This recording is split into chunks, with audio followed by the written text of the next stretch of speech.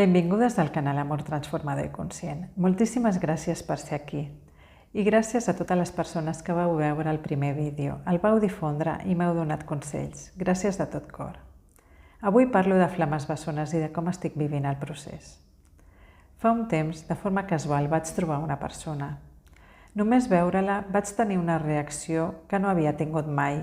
Em va estranyar perquè jo no sóc així, vaig pensar, però no hi vaig donar més importància. De tant en tant ens anàvem trobant i ens saludàvem. En una d'aquestes trobades casuals vaig veure en aquesta persona una cosa que no havia vist mai en ningú. Continuàvem sent saludats i continuem sent saludats, ni amics ni coneguts, només saludats. Però de cop i volta aquesta persona va començar a ocupar tots els espais de la meva vida. Com podia estimar tant algú que ni tan sols coneixia? Jo ja m'havia enamorat i desenamorat altres vegades i sabia identificar que això era diferent. És l'amor més intens i profund que he sentit mai. Aquest enamorament s'hi van ajuntar un buit intern molt intens, una enyorança de no saber què i una solitud molt profunda. El dolor va ser tan gran que em va empènyer a buscar respostes. I de forma màgica va arribar a mi el concepte flames bessones. Primer no em vaig fer cas. Vaig pensar que la persona que l'havia dit s'havia equivocat, que en veritat volia dir ànimes bessones o que jo havia entès malament les paraules. Però un dia ja no vaig poder més i vaig buscar, no vaig poder més de dolor, i vaig buscar què són les flames bessones. Aleshores vaig saber que el que estava experimentant era una nit fosca de l'ànima pròpia d'un despertar espiritual, i aquest despertar espiritual havia estat causat pel reconeixement de la flama bessona. Les flames bessones són persones normals i corrents que tenim una particularitat. Les dues meitats de la nostra ànima van pactar encarnar en el mateix temps i espai i trobar-se a la 3D. I sí, en aquest canal parlo d'ànimes, de reencarnacions, de pactes d'ànimes, d'altres dimensions, d'altres vides. Són conceptes nous per a mi. Jo mai m'havia plantejat tots aquests temes. Vivia en la matèria i pensava que només era en matèria. Però ara no és una qüestió de fe, és una qüestió d'experiència. Jo sento la meva ànima i, per tant, tota la resta em sembla versemblant, fins i tot lògic. Totes nosaltres som ànimes encarnades, millor dit, la meitat d'una ànima. El cos humà no pot encabir una ànima sencera i per això l'ànima es parteix en dues. El més habitual és que una de les meitats encarni i l'altra es quedi a la 5D, a les dimensions superiors on es troben les ànimes. En molt poques ocasions, les dues meitats de la mateixa ànima decideixen encarnar a la mateixa època. Per això hi ha tan poques flames bessones. No tothom té una flama bessona encarnada al mateix temps.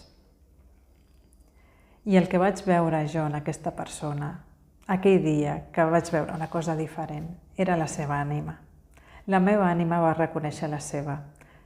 Per això no cal ni conèixer la persona, ni saber res de la seva ideologia, interessos, creences, caràcter, cap de les coses que tindríem en compte en un enamorament habitual. És una connexió d'ànimes i energètica. Però hi ha el dolor. Es pot superar?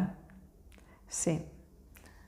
El dolor, tant el dolor de la nit fosca de l'ànima com el dol per no poder tenir una relació amb la flama bessona se superen.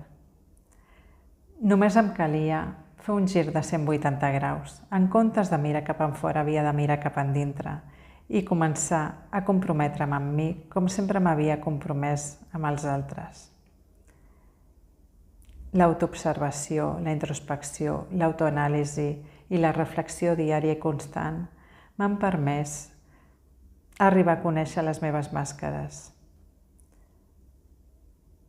M'han permès autovalorar-me i, sobretot, connectar-me amb la meva essència, amb la Núria que ja existia i que jo mateixa havia anat tapant.